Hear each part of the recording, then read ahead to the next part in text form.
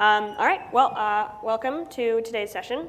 So this is Scalability Performance Testing the Tableau way.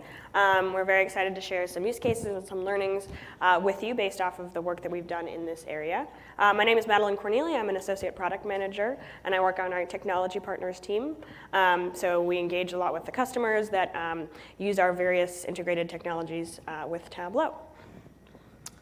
And I'm Nick Brizu. I'm also on this team. Our primary focus is to work with technology partners. Our big focus is around cloud, because we have a lot of customers that are moving to the cloud.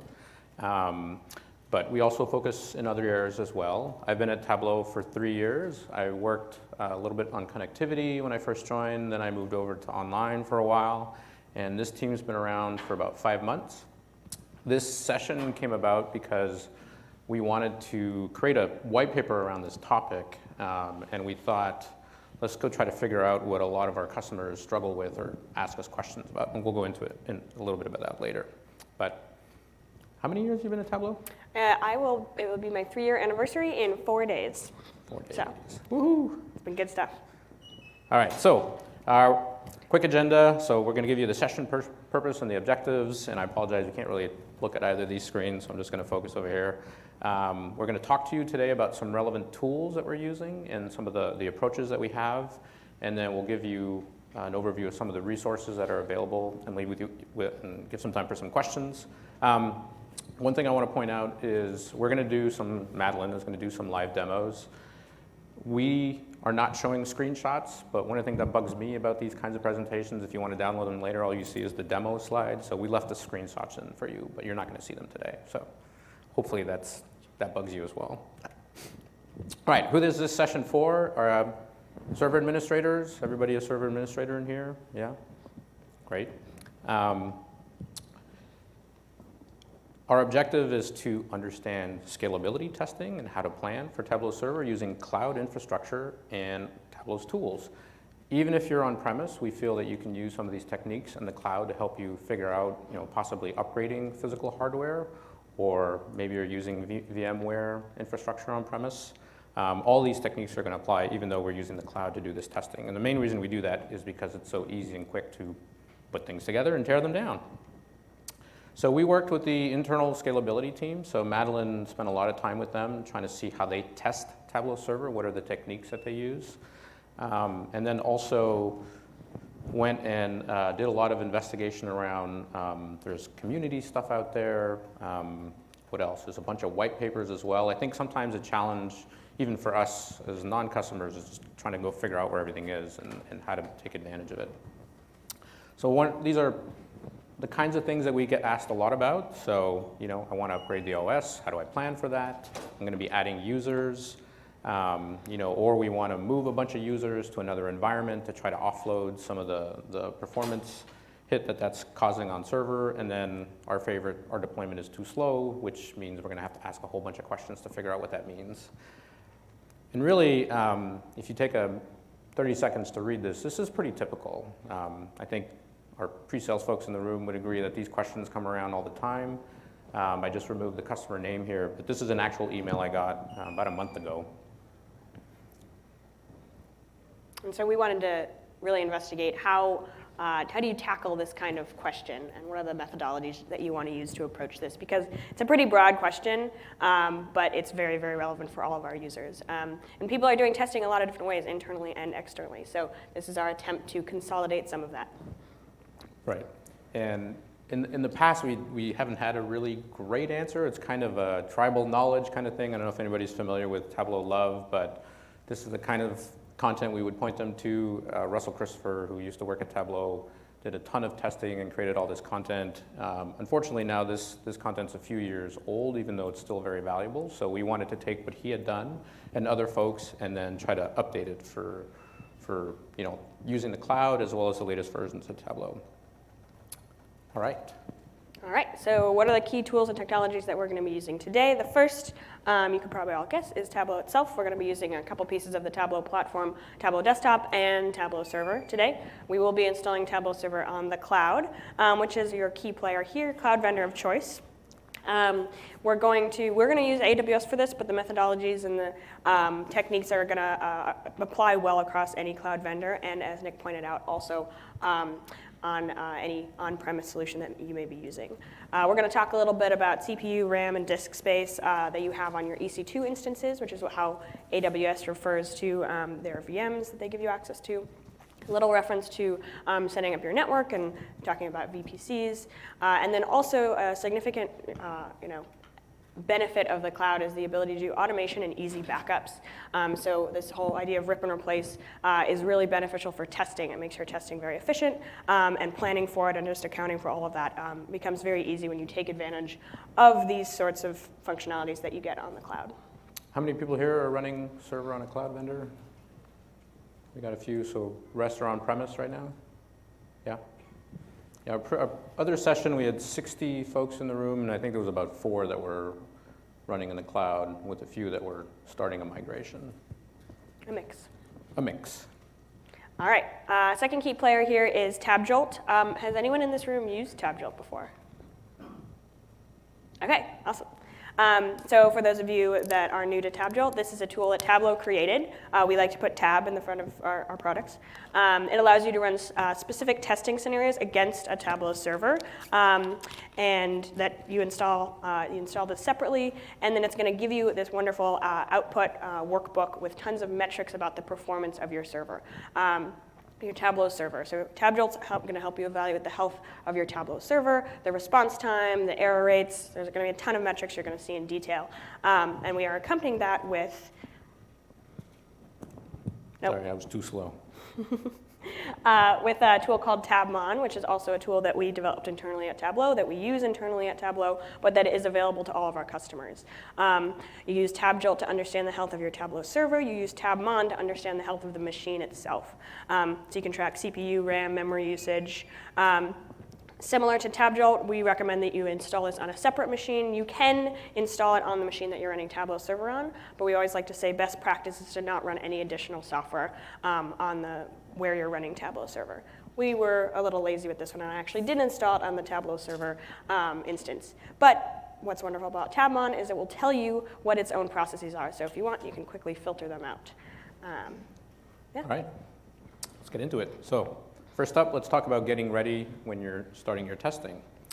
So the first thing is, if you're going to be leveraging the cloud to do this, please take advantage of the automated scripts we've created. It really simplifies deploying all the infrastructure you're going to need to run these tests. So in AWS specifically, we have things known as AWS Quick Starts, both for single node and for multi-node deployments. These scripts are powered by, or rather, these solutions are powered by a script known as a CloudFormation script, which is an automated way to deploy infrastructure. You can deploy network, virtual machines, pretty much anything within the AWS ecosystem. They're also available on GitHub, so if you wanted to customize them for yourself and not have to go through this process and include them as part of your automated testing that you perform yourself, then you can use them that way.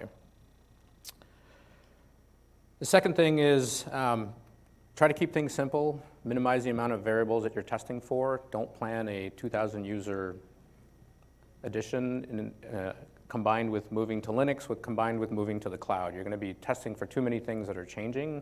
So in our approach today that we're going to go through, we're really just trying to take steps and then build on the next step when you go through. And the reason that we do this is because with cloud, it's really easy to do, right? It's not a question of having to restructure everything and order more machines or really having things getting in the way. With the cloud, it's super incredibly simple. And you'll see use case number 2, it's going to take us 5 minutes to go through it. Very important, fast server won't fix a slow workbook. Might seem obvious, but we were doing some testing with a Postgres database as part of setting up the infrastructure for this. And I'm a terrible DBA, and I could not get my 70 million row database to perform anything under a minute. So we initially had it in the tests, and Madeline was saying that it's just completely giving us a false impression of how well the instance was performing. Which reflects really well on a lot of things that we're going to talk about in this session, which is in addition to doing performance testing and scaling testing and all of that, you also always want to be on top of the content itself. So you want efficient workbooks, you want efficient data sources. That's going to be a constant theme of probably a lot of stuff you've heard at TC this year and many other years. But we want to hammer that home. You can't fix a slow workbook with a fast server. No. And then this is really important. So the objective here is we can give you guidelines. We have white papers that will say, start with so many CPUs, so much RAM for so many users, but in the end, it's for your workload. And so this approach is really about trying to figure out what you're going to need for your workload. Have clear goals. So your workload should be real world. Tableau has, I don't know, thousands and thousands of workbooks in their environment. Most of them probably have less than 10 views, maybe a few. There's really only a set of representative views that are useful for testing that we know that people are going to be using. And so don't try to test for everything. Another important consideration is the concurrent user question. So in the test that we're going to be doing, we typically suggest a number of around 10%. So if you've got 1,000 total users, you should plan to test for 100 concurrent users. We've heard informally that the number is really more to 3 to 6% for what they actually see in production, but I think 10% gives you a good ceiling for testing.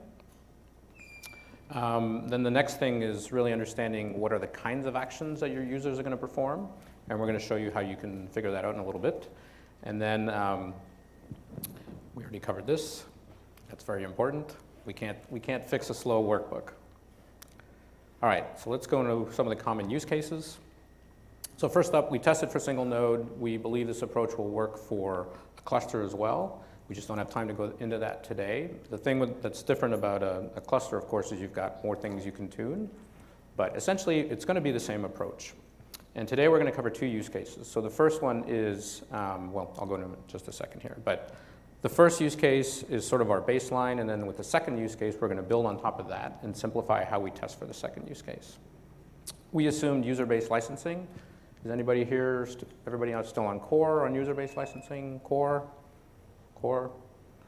Okay. Well, the great thing about user-based licensing is, of course, you're not tied to a specific infrastructure deployment, and with cloud, you can just play around with it. So start high and scale back down until you get to the performance that seems acceptable that you're trading off for the cost that you're paying. All right, so our use case is migrating the current environment, and that also applies to perhaps you're switching from Windows to Linux, or you're going to be upgrading Tableau Server, right? So perhaps you're on 10.2, and you want to upgrade to 2018.2, and you want to know what is the performance impact going to be of upgrading Tableau itself. Same amount of users, nothing's changing, it's just a version upgrade. And that is the assumption that we're making here. So you're satisfied with your current performance, and your usage patterns are going to remain consistent. And then the testing outcomes here will be that you can feel really confident about how you're migrating that environment, whether that's an OS upgrade or a true migration from one server to another or from on-prem to the cloud. So we're going to go through a couple of steps here just to show you how we get there. So the first thing is, of course, you back up your server, and hopefully you do regular server backups. Second thing is establish the SLA of the current deployment. So we have admin views. Everybody here has used the admin views in Tableau. These ones specifically will give you insight into the current load times, the most popular views, and the number of sessions. So you're going to need those numbers when we're doing the configuration of tests that Madeline's going to go through. The third one is select the representative workbooks. So you have traffic to views, admin views, that you can use to determine the specific performance of an individual workbook. And remember, you don't want to pick everything. You're going to want to pick a good representative set. And then what else is this useful for? I think that's pretty much it, right? So good way to sort of narrow down the number of workbooks you're going to be testing with. So here's what we use today. So we deployed 2018.2 on an M5.4x large EC2 instance in AWS Talk. That's a 16 vCPU machine with 64 gigs of RAM. A vCPU, this is fun, so you understand the concept of a physical core. Modern processors for each individual core typically can do what's known as hyperthreading. So a modern Intel processor, for example, with 4 cores will have 8 hyperthreads. So the cloud vendors will define a virtual unit of computing, and that virtual unit represents a hyperthread. It is not an individual core. So you could say that this is the equivalent of an 8-core machine. It does get a little bit confusing, but that is essentially it, divide by 2. And then we picked 5 representative views for this test. It's not a lot of content, but again, enough for us to do some meaningful testing and get some meaningful results. And then our environment, we assumed that we had 800 users. And we'll point out here, when we talk about migration, like a common thought that a lot of people have, we had it as well, is why don't you just restore from a backup? Take a backup of your Tableau server, boot it up somewhere else. You can definitely do that, but there are a couple things to keep in mind. Sometimes migrating can be accompanied with changes in your data sources. If you are moving to the cloud, there's security considerations. You might have to do some tweaking to get everything working in the same way. There's an excellent session that some of our colleagues put on about that. So if you just want to do testing and that tweaking that backup and getting it working correctly on the new server is going to be an added complexity, then sometimes it's a little bit simpler just to select the workbooks that you want to use, manually download them, and upload them to the new environment. And even if you do a backup, you're still going to be selecting representative views anyways, so keep that in mind as a consideration when you choose which approach you want to take. And in our case, we migrated them, we just republished to the new server. I think we stored some of them on S3 because we were doing a lot of testing, and so S3 is a good place just to store stuff that you're going to need to access from your AWS resources. Performance tests. Okay, so we set up TabJolt on a separate machine. It doesn't need a lot of horsepower to run, but it is a best practice to do that. Of course, you don't want your testing tool to be impacting the performance of the machine that you're testing against. And then we mentioned it earlier, we had Tabmon running on the same machine as Tableau Server. One of the things that we did run into is at some point when we rebooted our instance, it stopped working. Yet another reason not to have it on the same machine.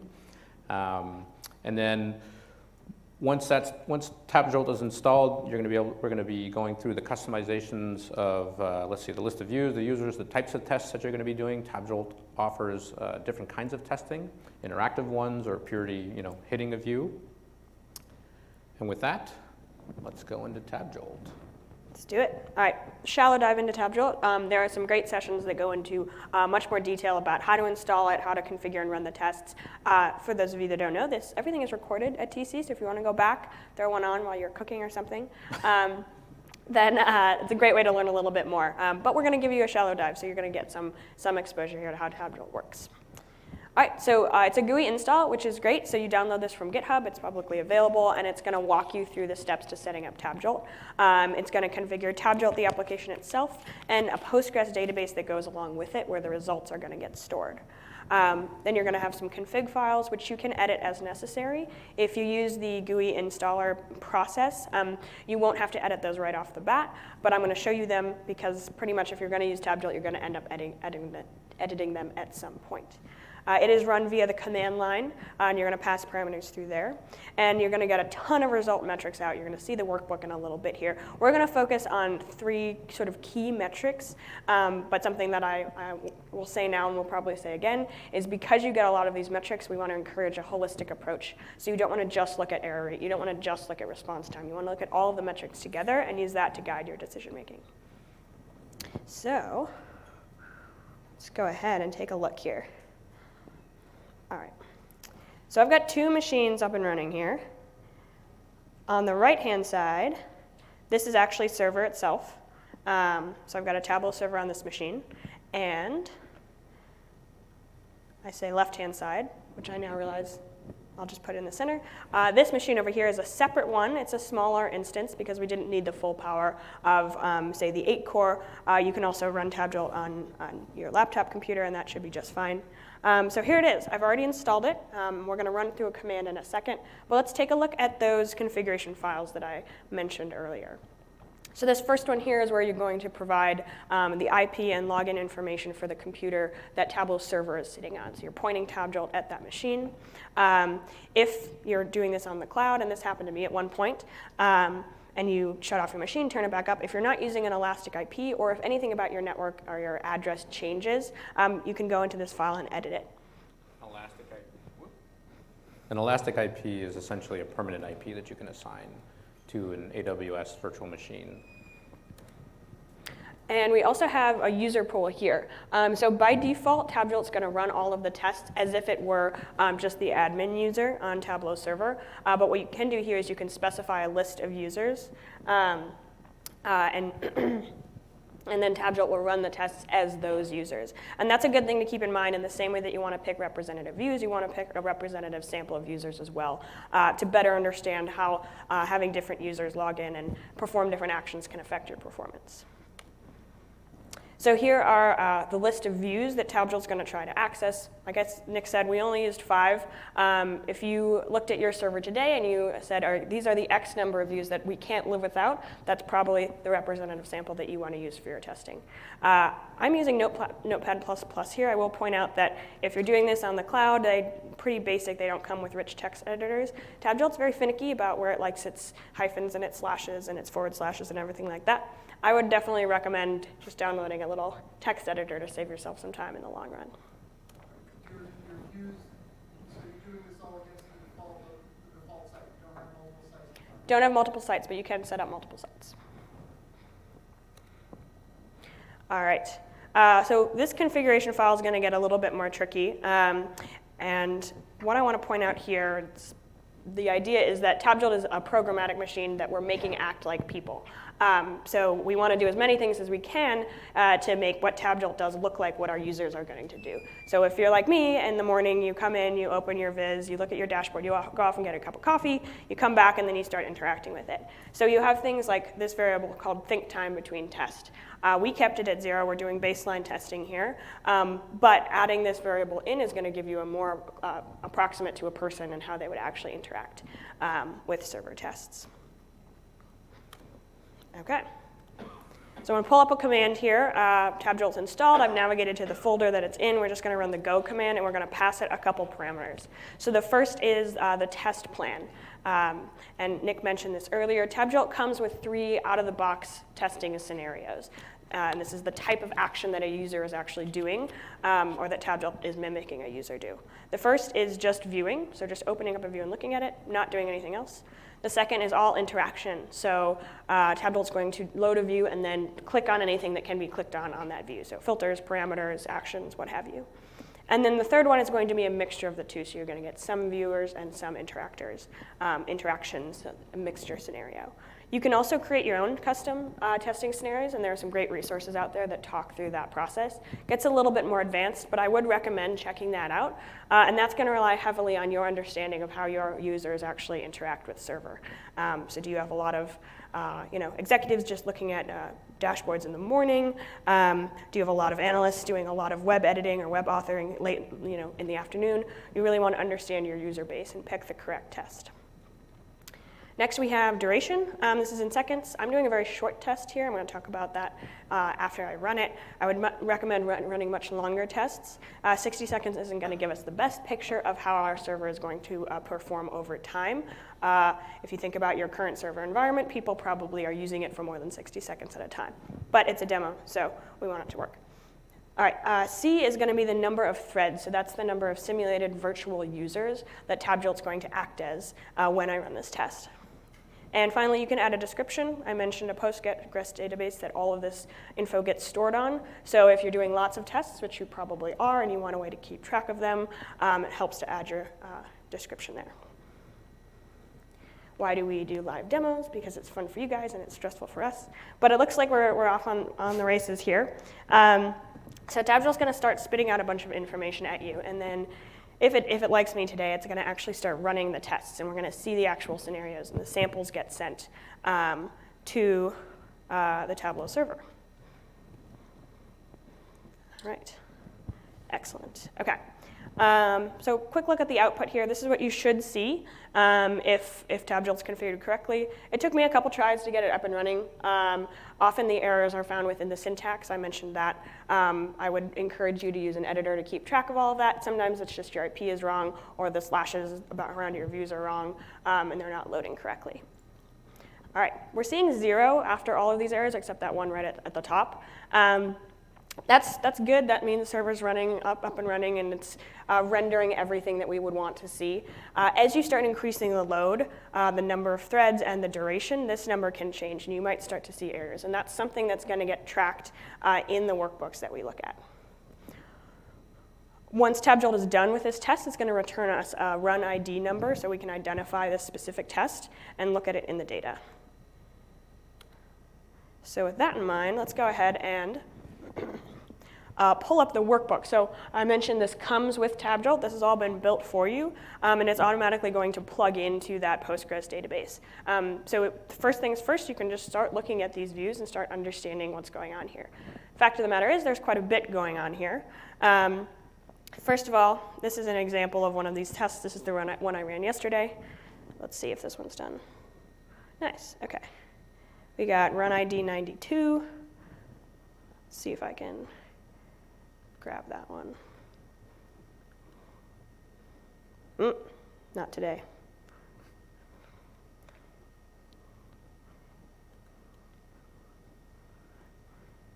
All right, well, it'll show up in a little bit. But this is the exact same test that I ran, and we're thinking it's pretty short. We just did that 1 minute long one. As you run the longer tests, you're going to see these numbers start to go up at the beginning of the test and plateau at the sort of performance level that you would expect given that type of test. And at the top, we can see all of the specific, or a lot of the metrics that you're going to get from testing. So we've got error rate, we've got tests per second, or throughput as people sometimes refer to it, response time, and then different percentiles response time as well, which is going to be important. And then you get a ton of other information. So you can drill into the specifics of why certain scenarios or interactions failed, understand more specifically where the responses are coming from. You can look at all of your tests over time. There's a ton of views to explore in TabJolt once you start running these and get some perspective on what's happening within your server. What you can also do is you can also have the TabJolt tests tell you information about the specific processes within server itself. So instead of just the general performance of server, you can also understand, okay, are things getting clogged up by my number of VizQL processes? Are things getting stuck at the background? Or what specific pieces of my Tableau server do I need to target for potentially performance improvement? Now, we kept this one simple, and I mentioned that you want to have a view of all of the different metrics and take this holistic approach, which is, of course, why I only picked 3. But let's go ahead and, spoiler alert, take a look at all of the tests that I ran. So I ran about 20. In talking with other people at Tableau internally and people who have done very similar work in this area, you're going to run a lot of tests because things are different every single time. You're isolating variables. You want to get the best picture possible of your server. So keep running tests until you feel confident in the results you got. I would probably do at least twice as many as this for this same question. So we've got 3 metrics here, and I've pulled these 3 out because I think they tell a pretty comprehensive and interesting story. The first one is error rate. This makes a ton of sense. So this is when Tableau Server is unable to complete the task that you've asked of it. And we don't want that to happen. We don't want our visits not to load. We don't want our interactions to fail. So we want to minimize error rate as much as possible. Getting it down to 0 is going to be pretty difficult. We talked about the SLA that you would want at your company, at your organization. So this is something that you're going to have to figure out for your specific organization. What is the tolerance that you have for errors for your Tableau server? You're going to notice that error rate looks very similar to the one next to it, which is response time. That's a pretty logical one to use, right? We want to know how fast things are happening, how fast responses we're getting from our server. But response time includes the error rate as well. So when tests fail, oftentimes the response to that can be quite a bit longer. Tableau is trying to load something, trying to finish a task, and it can't, and that drags out quite a bit. So that's going to pull the average up, which is why I've also accompanied this with the 95th percentile of successful responses. So how fast do 95% of successful responses load on Tableau Server? And both of these are in milliseconds, so you can see that response time, including error rate, is going to get into the 1 or 2 minute range. Response time of successful requests, so when people are actually getting the thing they want to happen, is in the range of between 10 to all under a minute, and kind of around the 10-20 second mark. All right, so how do we interpret this? Remember, we're in this hypothetical scenario. We have 800 users. We're migrating. We want to make sure that that's going to be sufficient. The machine that we're installing Tableau Server on is going to be able to handle the number of users we have. First thing to consider is concurrency. So at any given point in time, how many people would theoretically be using the server? And we say 10, as Nick explained. That's a bit of a higher number, but that's our safety net, right? And this might be something that you want to explore more in your organization using the admin views so you can understand that number more specifically. So I'd want to be, let's bring this down to 80, and let's see how we've been acting, what our results tell us about that.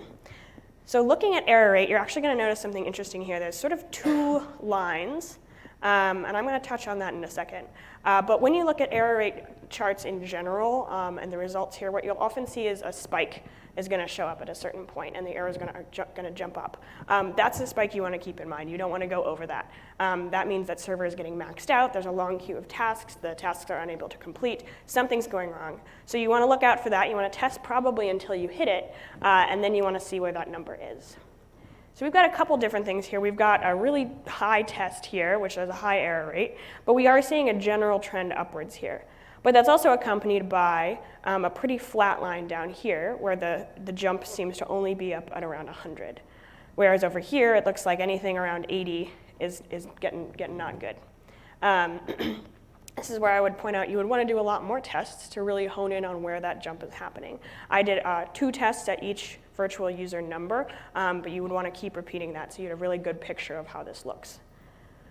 So if we look at 80, this would be a little concerning, but we also have this very low one. And so we might be okay on error rate. It's not looking that great, but it's not looking terrible. And one thing I want to point out, when we look at virtual users, there's not necessarily a one-to-one correlation between the actions that a virtual user on TabJolt is taking and the actions that a regular person is taking. Remember, it's a programmatic approach to basically mimicking a person. We're getting close, but we can't do it exactly. And because TabJolt is firing test after test after test, you're actually getting a pretty heavy impact or heavy push from TabJolt. So there's a little bit of leeway in how you can interpret the number of virtual users. So with this, I would probably want to repeat the test a little bit more in the 60 to 80 range. And as long as this can be confirmed as potentially an outlier, which can happen with these tests, then I think from an error rate perspective, we're looking okay. Response time. Because we have these error rates, this is probably something you would want to test for a little bit more. We are seeing it go up, and it's kind of getting a little troubling around 60 and 80 as well. So we'd want to stay probably below that. And if we also look at that success response time, you'll notice everything's pretty much below 20 seconds. Now, when I first ran these tests, I thought, oh, that's fine, like 20 seconds, no big deal. I don't think I would ever wait for a website to load if it took 20 seconds. I would probably refresh it or walk away or try something else, or Google, is this website down? So think about your users from that perspective. When they're sitting in front of a dashboard or a viz and they need it to make a decision and they need it to load quickly and they need to not get frustrated, is 20 seconds going to be okay? Or is that a little bit too long? Do we want something closer to 10 seconds? So if that's the case, I would say that with 800 users, we're probably right on the cusp of needing to upgrade. I think from a migration standpoint, we're looking okay. I don't think we're going to run into huge errors, but we're probably hitting like the max of what this machine can handle. And so this leads us well into the second topic. I do want to point out, since we're here, what was actually happening on the machine itself. Remember, we also had Tabmon up and running.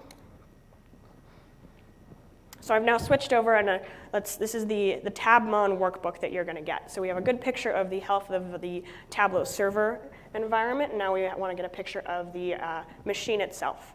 So similar to the previous workbook, there's a ton of information here, and it can also be broken down by service. You can see which processes on Tableau Server are consuming the most resources, which is going to be very, very helpful.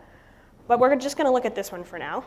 This is a key one here. It gives us 2 metrics, processor time, average processor time, and queue length. So this just tells us basically how much of the computer is being used. What you'll notice is it does hit 100 a couple times, which means all of the computer resources are being used.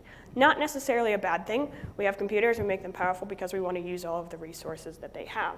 What you do want to watch out for is sustained periods of 100% usage. That means the computer is continually using all of its resources, and that can be worrisome. Often people use Tabmon to monitor in production instances of Tableau Server to watch out for that exact thing, so you can understand when it might be time for an upgrade or to increase your hardware.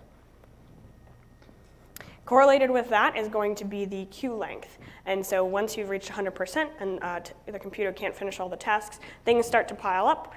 We don't want that line to get too long. That's when you start to see errors and you start to see slow response times. And the viz here actually gives us a little helpful indicator. It says healthy queue length is about 1 to 3 threads per processor. Now we're running on a 16 vCPU machine, so we would want 16 times 3. We wouldn't want to get over that number. 48. It's been a long week. mental math. Yeah, so it looks like at a couple tests, we actually got pretty significantly over that number. For this specific one right here, you'll notice that that very, very high queue length is actually correlated with a sustained period of 100% CPU usage. And so that would be a worrisome one. Just so happens that that test correlates to one of the over 100 thread count tests that I ran. I believe this one was for like 120 or 140 or something like that. So that's okay. That tells us that, yeah, if we go that high, if we have that many users, we'll probably have some trouble with our hardware. But at the level that we're looking at, which is these later tests here, you can see that we're not even maxing out at 100%, and we've got a pretty reasonable queue length. All right. And let me hop into presentation mode. There we go. Okay. So a couple of learnings. This is it's a good process to use TabJolt. You learn quite a few things along the way. Take time to prepare beforehand, because a lot of the mistakes that you make are mistakes that other people have made, and if you can avoid some of them, that's going to save you some time. So in an effort to help along that route, the first thing I would say is don't run tests under 5 minutes. It's not going to give you an accurate representation of how your server is going to respond. At Tableau internally, we often run tests that are an hour long. And you can do that. A great way to expand upon this is to programmatically run TabJolt tests, which is something that some teams do at Tableau. Keep an eye on the IP. If you're doing this on the cloud, you can have private or public IPs, which means they're either in the network or outside of the network. If you use a public IP, that means when TabJolt wants to ping that server, basically the information has to leave the AWS network and then go back in. So that's going to introduce some latency into the system. However, if that's how your users are going to be accessing Tableau Server, then that is in fact an accurate representation. So just choose public or private and choose your network configurations that are going to be what your actual users are going to do. Keep in mind the config files, viewer pool, user pool, do your research and go ahead and customize those according to your deployment. Humans versus threads, we talked about this. TabJolt is an approximation of a person, so it's never going to give you the exact same results as you would expect from people, so keep that in mind when you're interpreting your results. And finally, if you do want to get the specifics about all the different services or processes within Tableau Server, you're going to want to, there's an extra configuration step, well documented, that's going to enable you to collect that information. Thank you. All right, let's go into the second use case. I think you can understand why Tableau was motivated to create a load testing tool that is simple. That was a simple one. I don't know if anybody here has ever used a more enterprise production grade load testing tool, but they're far more complex. So this one really simplifies trying to load test Tableau. Okay, so use case number 2, also extremely common. You're going to be adding users to your deployment. Again, we're going to start with the basic assumption that your current deployment works for the number of users that you have. So in our case, that's true. And the usage patterns are going to remain the same. So you're not going extract heavy versus more live queries. Everything is staying exactly the same. So in this case, all we need to do is figure out what is the additional computing power we're going to need to add those users. We've already established that our current configuration is hitting its limit with the number of users that we have, which is 800. So the steps that we're going to take, exactly the same as the first use case, with one additional entry, which is we're just going to keep repeating tests until we find the right hardware configuration. And with that, let's go take a look at what that means with AWS. It's okay.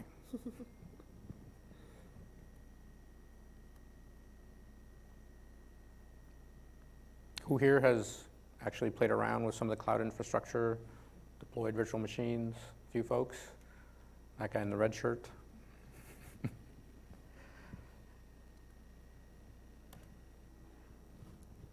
Great.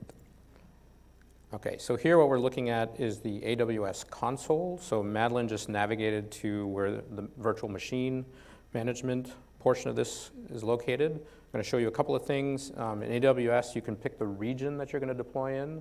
So each of the cloud vendors has their infrastructure deployed globally, and you can pick which zone you want to deploy in. Within a zone, there are a number of regions. In this case, we're in, I think it's US West 2 is what the name of it is, and that represents Oregon. There's another one down in Northern California. So let's take a look at our instances. And let's just filter out, because Madeline and I do a lot of testing in here. There we go. So the currently running server that Madeline has been working with here is this one on the bottom. Let me just sort this.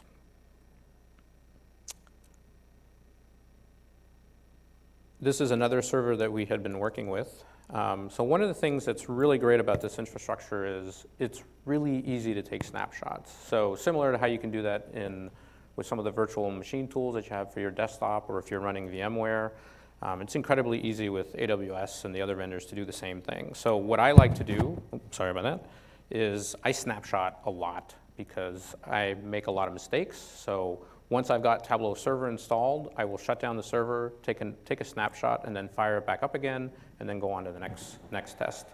And that can save you a lot of headaches later. And a snapshot is literally everything that's on your computer, all the software, all the changes, all the configurations you've done. Take a picture of it, and you can put it on any other hardware that you want. Right. And Very useful for, say, having a testing tool that you can keep using over and over again. Yes. You can take an image, as they call it, while it's running. They recommend as a best practice to shut it down first. I've never run into any problems. I don't know if any of the other folks who've done this have ever run into any problems, but I have not. So it's as simple as saying create image, and it's going to walk you into naming, all that good stuff.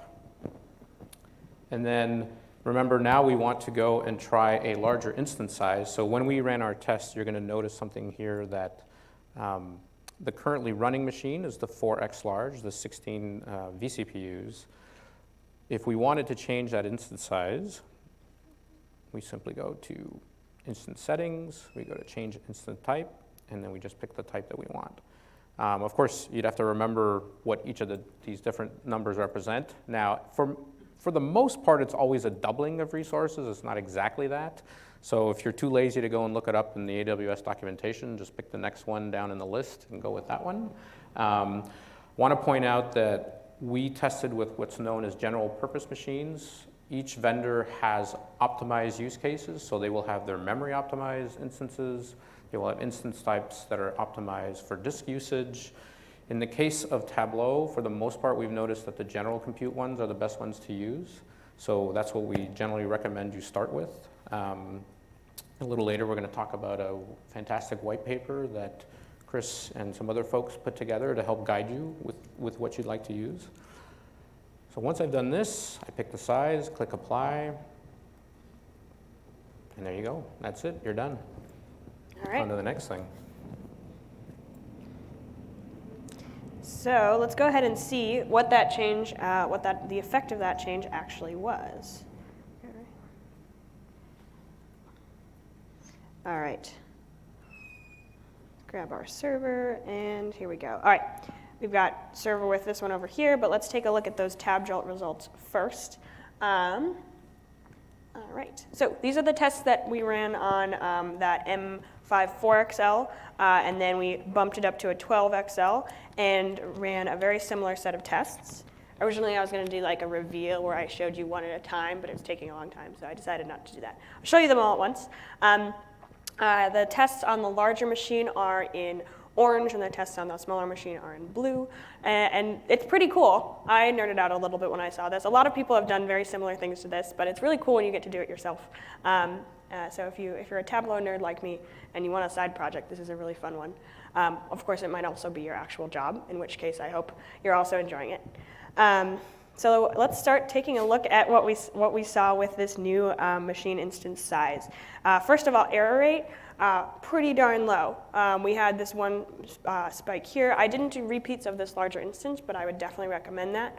At this point, I was curious about how far could I push this machine before I actually started to max it out. And so we can see we do get this bump up at 300. Now that could be from Tableau Server, but as a best practice, we recommend not running more than 300 tests from a single TabJolt instance. So there's instructions on how you can set up TabJolt clusters, effectively multiple TabJolt machines, if you want to test for more than 300 users. So at 300, this might not be the most accurate error result. That could be coming from TabJolt itself. Especially the indicator that it's been pretty flat up until then, but still something to be aware of. Response time by user is really low, so that just stayed pretty consistent, and even at 300, we're not seeing a very significant response rate.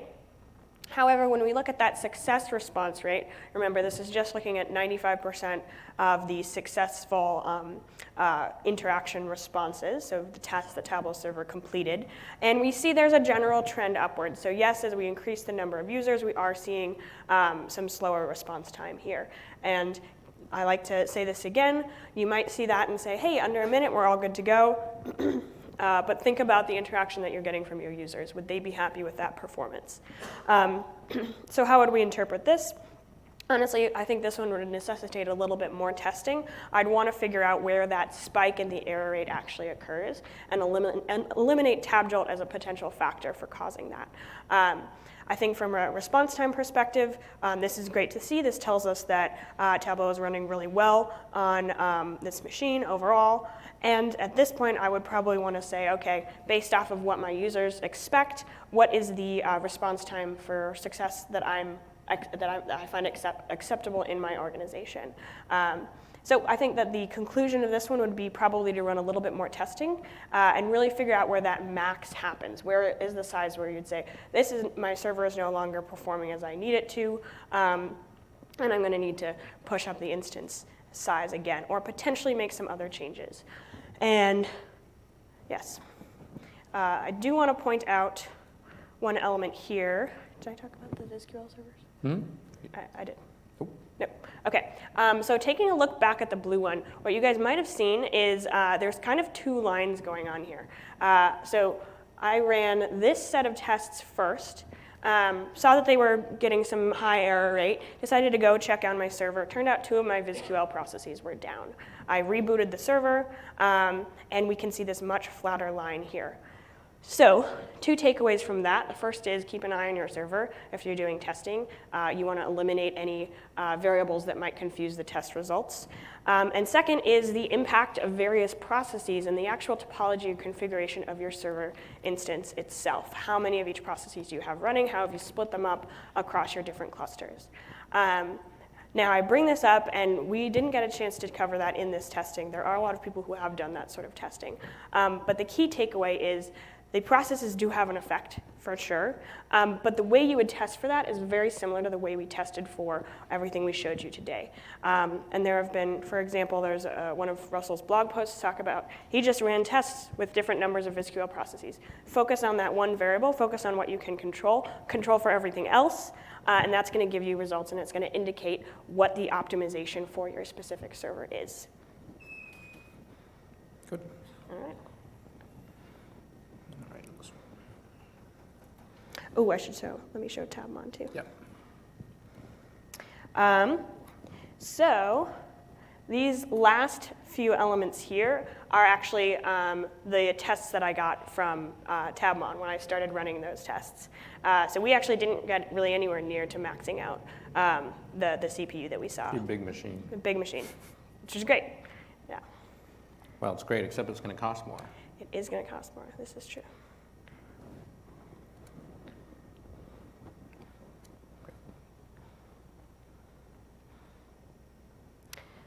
All right. So there's 2 other tools that I want to touch on today. We didn't go into them in detail. Initially, when I was thinking about the session, I wanted to cover all 4. And in fact, there's more than 4. But these are the ones that come up a lot. But it takes a lot of time to do all of this and to talk about all of it. So I'm going to put them out there because I'm not sure if everyone has heard of these. What the replayer tool does is it takes a bunch of server log files from your server, and it replays that action. So people often use this for troubleshooting when they had like a lot of errors on a server, if like a server went down. Take all the log files, replay those, actually see what your users did at that time. You can also replay them on different machine instances and different servers. So this is a really fantastic tool that you can use to accompany TabJolt. I mentioned earlier that TabJolt is an approximation, and that's why we have this virtual users versus actual users. You're going to see a slight difference there. The replayer tool is going to replay actions that your users have actually taken and done on your server. So it's a great accompaniment to the testing that you would do with TabJolt. So you can actually mimic that real world behavior that you would see. Scout is great for performance testing as well. It helps you find your slow workbooks on server, so it's kind of like a cleanup tool in that it will find them for you, it won't clean them up for you. And you can do validation with this as well, so if you're upgrading and you want to make sure that all of your workbooks are going to work on the new version, you can use it for that as well.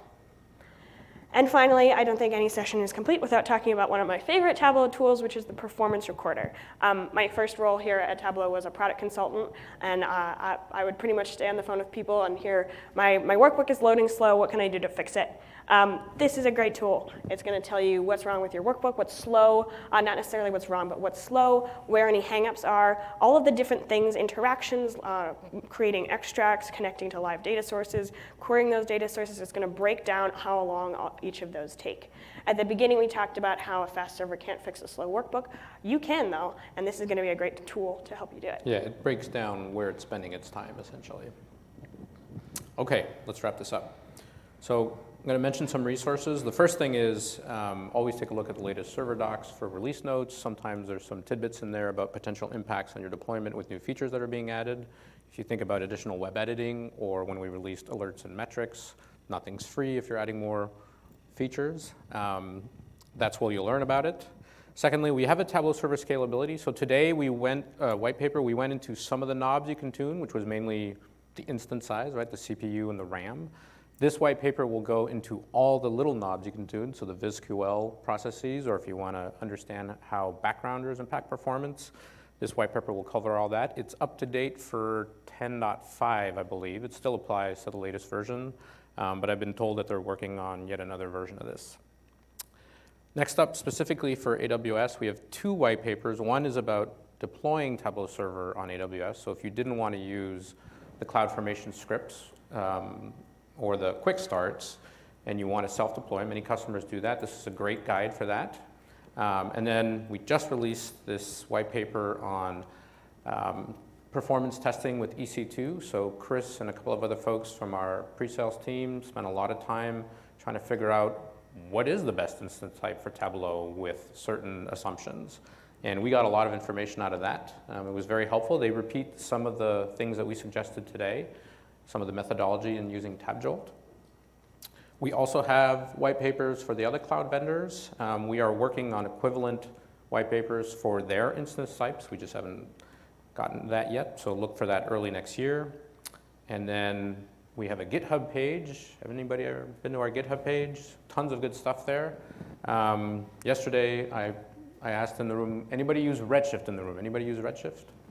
Are you familiar with the Redshift monitor? No, see? So on GitHub, we have this wonderful solution called the Redshift You monitor. want people to not. I know, I'm like, hey. Why don't you know about this yet? It's a pre-built workbook and a set of tools that takes advantage of AWS Lambda to monitor your Redshift cluster, and you can go look at the kinds of queries that are being run, who are the users that are running them. It's a pretty in-depth breakdown of everything that's going on with Redshift. You should check it out. This is also where you'll find TabJolt and Tabmon. There's tons of documentation there on how to use them. Madeline covered a little bit of it, but it's far more powerful than what we showed today. And let's go with some closing thoughts. So first up, repeat it again, focus on one variable at a time. That's just good general testing practice, but specifically for performance testing, it's extremely important. You want to isolate to one variable as much as you can. The cloud makes it really easy to run these kinds of tests. And so, for us, it was just changing the instance size and firing up the server again. Deploying a server takes about 5 minutes. When you, at least deploying a virtual machine, you'll have your Windows machine running in just a few minutes. I think with the CloudFormation scripts, it's about 10 to 15 by the time the server is fully up and running. Also, we have tons of resources available, so take advantage of those. I always recommend reading the resources before you do the testing. I don't typically follow my own advice, and I tend to go look at them after I've hit an error that I don't know how to solve. But a quick scan of the white papers that we've mentioned, the blog posts, a little Google action, never hurt anyone. So yeah, do your homework, it'll help in the long run. And scalability testing is a broad topic. We didn't get a chance to go into the scaling up versus scaling out discussion. That will be in the white paper. We definitely want to cover that. The good thing for sticking with single node, if you can, is it just simplifies things. And you do get some benefits out of sticking with that. But of course, if you're going to scale to tens of thousands of users, you can only scale up so far. And you can imagine that same chart or graph that I showed you with those three metrics. If we just had another set that was, okay, how did this perform in a cluster, right? So you can just keep adding on using the same type of testing, keep comparing those results, and it's going to give you a really good picture there. All right, questions?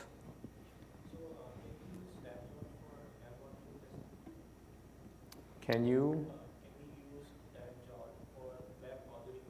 So the question is, can you use TabJolt to test for web editing? Currently, Yes. yes, you can.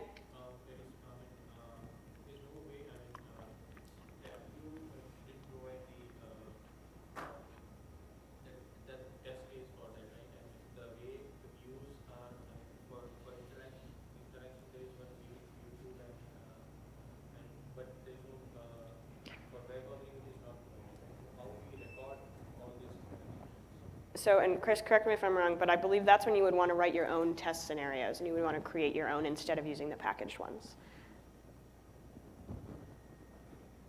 Yes. So this seems to be more of a test from the UI perspective. It simulates the load from the UI is action. But is there a better tool to use for background load testing when we have a huge peak coming from our subscriptions all at the same time? So is there a better tool to do that? So that, if that action's already, oh, you want to test for a lot of subscriptions happening at the same time. Let's see. So the way we looked at TabJolt here, guys, was good, excellent overview of the process, and for the white paper we referenced, we actually really found that servers with a lot of stuff and simultaneous server testing within one like hours worth of testing. You can test it a lot more heavily than here today. The subscriptions are going to use the same processes we've talked about today, so you will be able to capture those patterns. I hope that's helpful. We did see significant differences between the load the backgrounders generate than the VisQLs. Because when you have the same report run through a UI, you would have a different set of resources and you would see the concentration of the load in a different way than when it goes to subscriptions. Because it's different. And then also like the parallelism, it is reasonable to expect that there will be like a 10% parallelism when you're doing it through a UI. But that's not the case with subscriptions. You subscribe 100 users at the same time. So that's where the metrics will be different. That actually brings up a good point. And I would say in the white paper, that's an area that needs to mature for the testing is the subscription idea, one thing, but 50,000 instances because the user security has to get in for each one. So the user caching in a different way. As far as the white paper, we didn't test that very deeply, so I think that's for sure. You still can test that though. You can still simulate that timeout. If the capture thing we saw at the end can capture that, then yes. If not, then no, to my knowledge. And the setup might be a little bit different for that, right? So you might not be using TabJolt necessarily to simulate that because that's actions that the server, you can just set the server up to do, right? So you could programmatically create a bunch of subscriptions and run those on a test instance. And you could use Tabmon to monitor the performance of that. And also the admin views as well that you get. Those would tell you the response time of those. My question is on scalability and I guess performance. In our environment, what we're seeing is that the VisQL server builds in memory until the system crashes. Is there a better solution than just throwing more memory at it? Could you repeat the last part of your question? So the question is, in their scalability testing, they see that VisQL keeps consuming memory until it crashes. Yeah. Is there a better solution than just adding more RAM to solve that problem? Also, Restarting the server. Or restarting the server, right? And what OS are you running on? We just switched from Windows to Linux so that we could add more memory. so separating them out onto different machines, there's an optimal number of VizQLs per machine. We do the default as 4. We've seen different results depending on how people are deploying in their environment. You don't want to just keep adding VizQL processes. So I don't know if that's one approach. So at that point, if you reach that critical peak where they're not performing as you would, or they drop off, you want to separate them out and put them on another machine. Is what I've seen. I've seen that as a potential solution, as an alternative to just adding more memory to that machine, is separating them. Okay. Is that We an have, approach? 4 machines now. Okay. Okay. We can keep chatting. Got one Yeah. more question over here. Is there any tools by which you can monitor extract time or extract performance? So what you're finding is, say, this is like, as you mentioned, this is good best practice. And our data extracting are very awfully online. Mm-hmm. Business for us to get data from the multiple sources in the non-SQL Server database, that's pretty fast. But with SQL Server, if you have to load it as a PD extract or like that extract, it takes 3 or 4 hours. So at the moment, we aren't able to So your question is, how do you performance test for extract refreshes? or get to know some stats where it's Right, or where you can collect that information for the length of time that it took. Now, I know you can get that from the logs, You can get that from because the I've done that logs. work for Tableau Online. Sorry, you were going to Yeah, say? yeah, you can get it from the logs. The admin views will give you some information on it. And similar to the subscription testing, you could use Tabmon to monitor and use the admin views to monitor a system where you've set up lots of extract refreshes, right? So you would want to just create a lot of extract refreshes, run them all, and monitor that, and you could do testing at various levels for that. And I believe that the logs, you might want to log shark for that one. I think so. I think- Yeah, I believe- think Russell yeah. in his blog actually covered some of this when he did the testing. He tested EC2 instances to see what the differences were for refreshing extracts, and he tested disk speed, so using provisioned IOPS versus regular SSDs. And I the thought I admin covered views, that the in there. performance recorder, you can run on server itself. That'll tell you about the performance of the extract. The admin views will tell you about, I believe they have a view corresponding to like the extract creation process as well.